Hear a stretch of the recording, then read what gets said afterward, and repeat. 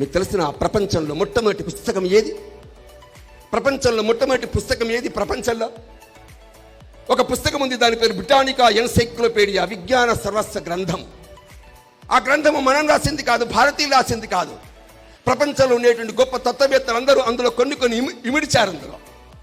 అందులో రాసింది ప్రపంచంలో మొదటి పుస్తకం ఋగ్వేదం. ఋగ్వేదం పుట్టిన దేశం ఈ భారతదేశం మిత్రులారా. ఏముంది ఋగ్వేదంలో? ప్రపంచంలో ఉండేటువంటి ప్రజలందరినీ, ఓ హిందువులారా, ఓ ముస్లిములారా, ఓ క్రైస్తవులారా, ఫలానా కులస్తులారా అని ప్రపంచ ప్రజల్ని సంబోధించలే. ఆ పుస్తకంలో ఏమని సంబోధించారు? సంగచ్చద్దం సంబద్ధం సంభో మనాంసి జానతాం. ఓ ప్రపంచ ప్రజలారా, మనందరం ఒక లక్ష్యం కోసం, గమ్యం కోసం పరిగెత్తాలి. భుజం కలిపి, కదం కలిపి ఆ లక్ష్యము, ఆ గమ్యం కోసం పరిగెత్తుదాం అని ప్రపంచ ప్రజల్లో మానవతావాదాన్ని నింపినటువంటి ఋగ్వేదం పుట్టినటువంటి దేశం భారతదేశం మిత్రులారా. చప్పట్లు కొట్టండి మిత్రులారా. మనం ఈ దేశంలో పుట్టాం. మనం చెప్పుకునేటువంటి గ్రంథాలు, మనం చెప్పుకునేటువంటి మహనీయులు, వాళ్ళ యొక్క జీవితంలో ఉండే కొన్ని గాథలు, కథలు వింటుంటే హృదయం స్పందించి చప్పట్లు కొట్టడం అనేది ఒక ఆనవాయితీ. నా కోసం చప్పట్లు కొట్టడం ఏమండి? ఈ ఋగ్వేదం ఎప్పటిది, నిన్నటిది కాదు. 5000 సంవత్సరాల కాలం నాటిది మిత్రులారా. దేశం 1947 దేశానికి స్వాతంత్రం వచ్చిన తర్వాత మొదటి ప్రధానమంత్రి ఎవరండి? జవహర్లాల్ నెహ్రూ దేశానికి ప్రధానమంత్రి. ఎన్నేళ్ళు పరిపాలించాడు? 18 ఏళ్ళు పరిపాలించాడు. మీరు చెప్పండి, ఏదైనా గ్రామంలో నెహ్రూ విగ్రహం కనబడుతుందా? నేను నెహ్రూ అనుచరుణ్ణి అని చెప్పుకునే వాళ్ళు ఎవరైనా ఉన్నారా? నెహ్రూ లాగా వేషం వేసి గులాబీ పువ్వు పెట్టుకుని ఏమండి పిల్లల్ని ఎత్తుకుని ముద్దాడే దృశ్యాలు కనిపిస్తున్నాయా? ఏమండి 18 ఏళ్ళు ఏలిన ప్రధానమంత్రిని ఈ దేశం కానలేదండి. ఈ దేశ ప్రజలు గుర్తుపెట్టుకోలే. కానీ ఎవరిని గుర్తుపెట్టుకున్నారు దేశంలో మిత్రమా? 18 లక్షల సంవత్సరాల క్రితం, ఇప్పుడు కాదు, 18 లక్షల సంవత్సరాల క్రితం భూమి మీద నడిచిన రాముణ్ణి గుర్తుపెట్టుకున్న దేశం భారతదేశం మిత్రులారా. రాముడు అంటే హిందువుల దేవుడు అని అనుకుంటున్నారు మీరంతా. కాదు సుమా, రాముడు అంటే హిందువుల దేవుడు కాదు. కశ్మీర్ యొక్క ముఖ్యమంత్రి ఫరూక్ అబ్దుల్లా యొక్క వ్యాఖ్య వచ్చింది, మధ్య వినుంటారు, ఒకసారి చూడండి. మీ యొక్క యూట్యూబ్లో కానీ గూగుల్లో సెర్చ్ చేయండి. రాముడు అంటే ఒక హిందువులకు మాత్రమే దేవుడు కాదు. ప్రపంచంలో ఒక దేశం ఉంది ఇండోనేషియా. 99% ముస్లింలే ఉంటారు ఆ దేశంలో. ఒక రోజున పాకిస్తాన్ అధ్యక్షుడు ఇండోనేషియాకి వెళ్ళాడు. ఇండోనేషియాలో పెరేడ్ చేస్తుంటే పెరేడ్లో ఆంజనేయుడి విగ్రహం కనిపించింది. పెరేడ్లో ఆశ్చర్యపోయాడు. రాష్ట్రపతి యొక్క ఆఫీస్కి వెళ్ళాడు, ప్రధానమంత్రి ఆఫీస్కి వెళ్ళాడు. రాముడు, లక్ష్మణుడు, సీత, భరత వాళ్ళందరి యొక్క పట్టాభిషేకం ఫోటో కనిపించింది. అప్పుడు అధ్యక్షుడు అడిగాడు, నువ్వు ముస్లిం, నేను ముస్లిం, నువ్వు రాముడిని ఎందుకు పూజిస్తున్నావు? ఆంజనేయుని విగ్రహం ఎందుకు పెట్టుకున్నావు? అప్పుడు ఇండోనేషియా అధ్యక్షుడు, ఇండోనేషియా ప్రధానమంత్రి ఏం చెప్పారు తెలుసా? మేము గతంలో హిందువులం, ఆ తర్వాత మేము మతం మారాం. ఏమండి, మేము మతాన్ని మార్చుకున్నాం, కానీ రాముణ్ణి మార్చుకోలేదు, మేము ఆంజనేయుని మార్చుకోలేదు మిత్రమా.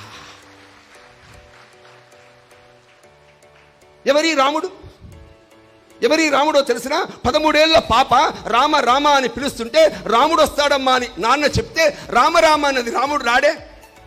23, 33, 43, 53, 93 ఏళ్ల వయస్సులో రామ అంటే కొండలు కోణలు ప్రతిధ్వనిస్తుంటే రాముడు వచ్చి ఆ శబరి దగ్గర ఎంగిలి రేగు పండ్లు తిని ఏమండి శబరిని మాతగా తల్లిగా భావించిన రాముడు పుట్టిన దేశం భారతదేశం మిత్రులారా. రాముడు అడిగాడు ఆ శబరిని, శబరి నీ క్యాస్ట్ ఏంటి? రేగు పండ్లు పెడుతున్నావు బాగానే ఉంది, నీ క్యాస్ట్ ఏంటి అడిగాడా? ఏమండి 18 లక్షల క్రితం ఏమండి మన రామాయణంలో నీ కులము గురించి ప్రస్తావన లేదు సమాజంలో మిత్రులారా. అడవికి రాజైనటువంటి గుహుడు రామ లక్ష్మణ సీతల్ని గంగానది దాటించాడు.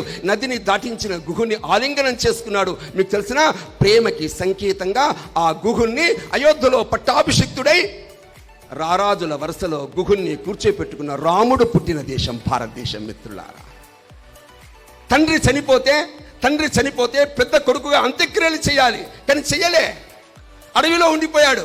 కానీ సీతను ఎత్తుకుపోతున్న వేళ రావణాసుడితో యుద్ధం చేసిన జటాయు అనేటువంటి నీచమైన జన్మలో పుట్టిన పక్షి చచ్చిపోతే ఆ పక్షిని ఓదార్చి ఆ పక్షిని తన తొడపైన కూర్చోబెట్టుకుని ఆ పక్షికి తండ్రి కంటే మించిన శ్రాద్ధ కర్మలు చేసిన రాముడు పుట్టిన దేశం భారతదేశం మిత్రులారా.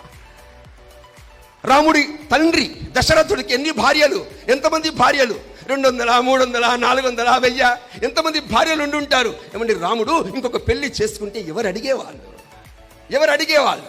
ఆ రోజున రాముడిదే రాజ్యం కదా, ఎవరు అడిగేవాళ్ళు? కానీ ఎందుకు చేసుకోలేదు? స్త్రీ అంటే, మహిళ అంటే భోగ వస్తువు కాదు, అనుభవించేది కాదు.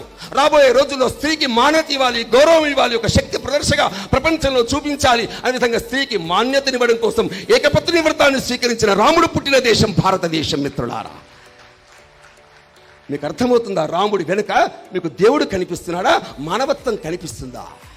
రాముడు లంకను గెలిచాడు, ఆక్రమించాడా? విభీషణునికి ఇచ్చేశాడు. వాలిని చంపాడు, ఆక్రమించాడా? అంగదునికి ఇచ్చేశాడు. మీకు ఇదేం కనబడుతుంది మిత్రులారా? దేశంలో ఎక్కడ ధర్మం ఉందో అక్కడ విజయం ఉండి తీరాలనుకున్నాడు. పుట్టింది ఉత్తర భారతంలో పుట్టాడు, దక్షిణానికి నడుచుకుంటూ వచ్చాడు. ఈ రోజున మీరు చూడండి, మేఘాలయాలు, అస్సాములో, నాగాలాండ్లో, అరుణాచల ప్రదేశ్లో 2 అన్నదమ్ముల పేర్లు ఉంటాయి. అన్నదమ్ముల పేర్లు, అన్న పేరు రామోస్, తమ్ముడి పేరు లచోస్. ఇక్కడ రామయ్య, లక్ష్మయ్య, రామారావు, లక్ష్మణరావు. ఏమండి, దేశంలో ఇన్ని రకాల వైవిధ్యం ఉంటే అందరినీ కలుపుతున్న వాడు రాముడు కాడా? ఇక్కడ ఉత్తర భారతం నుంచి దక్షిణ భారతం వరకు అందరం ఒకటే అని భావించి, ఆ విధంగా రాముడు చెప్పాడు, స్త్రీ పురుషులిద్దరూ సమానంగా సమాజంలో ఎదగాలి సుమా.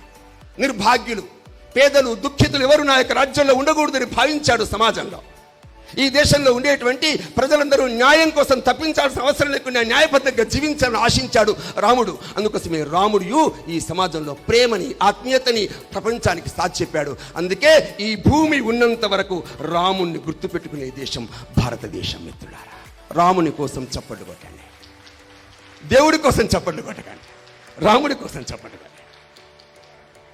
కానీ రాముడు దేవుడు మాత్రమే కాదు, రాముడు జాతీయ నాయకుడు సుమా. ఉత్తర భారతం నుంచి ఏమంటే దక్షిణ భారతం, ఈ దేశమంతా ఒకటే అని భావించిన వ్యక్తి. ఈ దేశంలో ఇంకొక వ్యక్తి జన్మించాడు. ఎవరతను? కృష్ణుడు. మీకు తెలిసిన అస్సాం, దాని పేరు అస్సాం కాదు, ఒకప్పుడు దాని పేరు ప్రాగ్జ్యోతిషపురం. ఆ ప్రాగ్జ్యోతిషపురంలో సుమారుగా 10,000 మంది అమ్మాయిలను ఎత్తుకుపోయాడు నరకాసురుడు. జైల్లో బంధించాడు. రోజు తప్పి రోజు అత్యాచారాలు చేశాడు, రేప్ చేశాడు. వాళ్ళందరినీ సత్యభామ కృష్ణుడు చంపేశారు. ఆడవాళ్ళు బయటకు వచ్చారు. ఆడవాళ్ళు అడిగారు కృష్ణుని, కృష్ణ, నువ్వు నరకాసురుని చంపేశావు, బాగానే ఉంది, కానీ మమ్మల్ని ఎవరు పెళ్లి చేసుకుంటారు? నువ్వెవరున్నావు? ఎక్కడి నుంచి వచ్చావు? నువ్వు ఏ జైల్లో ఉన్నావు? ఎవరు అత్యాచారం చేశారని తెలిస్తే మాకెవరున్నా మేము ఎవరికైనా ఇవ్వగలుగుతాము, మా పిల్లల వరకు ఇవ్వగలుగుతాం, తల్లిదండ్రులు అంటున్నారు. అప్పుడు కృష్ణుడు ఏం చెప్పాడో తెలుసా? కృష్ణుడు ఏమన్నాడు తెలుసురా? మీరేం ఇబ్బంది పడకండి, భయపడకండి, మీకోసమే ద్వారిక కట్టించాను, మీరు అక్కడ ఉండండి. మిమ్మల్ని ఎవరైనా నీ మొగుడెవరు అంటే కృష్ణుడు అని చెప్పమని, కృష్ణుడు స్త్రీల యొక్క మాన్యత పెంచినవాడు. కృష్ణుడు పుట్టిన దేశం భారతదేశం. ఎవరైనా పెళ్లిళ్ళు జరిగితే రాధాకృష్ణుల ఫోటో ఇస్తాం, రుక్మిణి కృష్ణుల ఫోటోలు ఇవ్వలేమండి, రాధాకృష్ణుల ఫోటో ఇస్తాం. మీకు తెలిసిన రాధాకృష్ణుడు రేపల్లెలో బృందావనంలో ఆటలాడుకున్నారు, జలకాల ఆటలాడుకున్నారు. కానీ కృష్ణుడు రేపల్లె నుంచి, బృందావనం నుంచి ఎక్కడికి వెళ్ళాడు? మధుర వెళ్ళిపోయాడు. రాధ అక్కడే ఉండిపోయింది.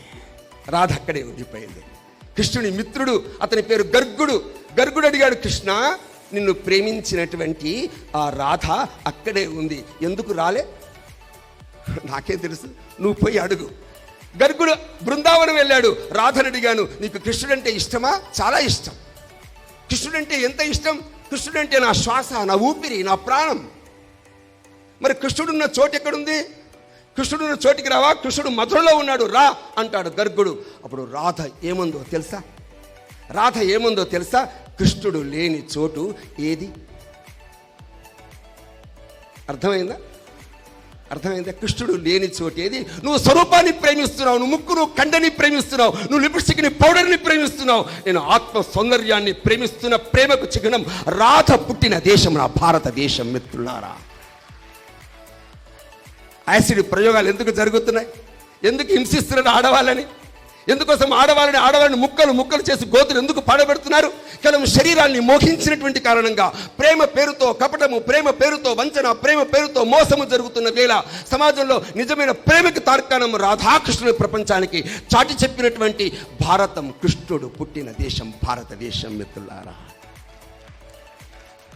ఏమండి, కృష్ణుడు కురుక్షేత్రం యుద్ధం జరుగుతున్న వేళ రాయబారానికి వెళ్ళాడు. ఎవరింట్లో ఉన్నాడు? రాజభవనంలో సౌకర్యాల మధ్యలో, విలాసాల మధ్యలో ఉన్నాడా? లేడు సుమా. మరి ఎక్కడో బ్రతికాడు. దాసీపుత్రుడు విదురుని ఇంట్లో భోంచేశాడు. ధర్మరాజు రాజసూయాగం చేస్తుంటే అందరూ తల ఒక పని పంచుకుంటుంటే, విభజించుకుంటుంటే కృష్ణుడు ఏం పని చేశాడు? కృష్ణుడు వచ్చే వాళ్ళని ఆహ్వానించాడా? కృష్ణుడు మంచి దుస్తులు వేసుకుని పోజులు కొట్టాడా? శోకులు వేశాడా?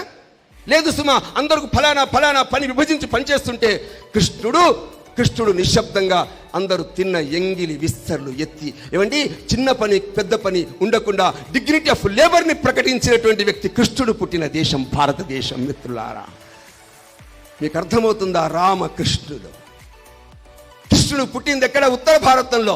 ఇల్లు ఎక్కడ కట్టుకున్నాడు? పశ్చిమంలో, గుజరాత్లో. ఎక్కడికి వెళ్ళి పెళ్లి చేసుకున్నాడు? అరుణాచల్ ప్రదేశ్లో పడమరికి వెళ్ళి, తూర్పుకి వెళ్ళి పెళ్లి చేసుకున్నాడు. రామకృష్ణుడు ఇద్దరు దేశంలో ఆమూలాగ్రం తిరిగి దేశంలో జాతీయ తత్వాన్ని, సాంస్కృతిక ఏకత్వాన్ని, భిన్నత్వంలో ఏకత్వాన్ని ప్రకటించినటువంటి దేశం భారతదేశం. మిత్రులారా, ఈ దేశానికి స్వాతంత్రం 1947లో వచ్చింది. ఏమండి, 47లో సులభంగా వచ్చిందా? ఈజీగా వచ్చిందా? ఆంగ్లేయులారా, ప్లీజ్ మీరు మా దేశాన్ని వదిలిపెట్టి పోగలరు.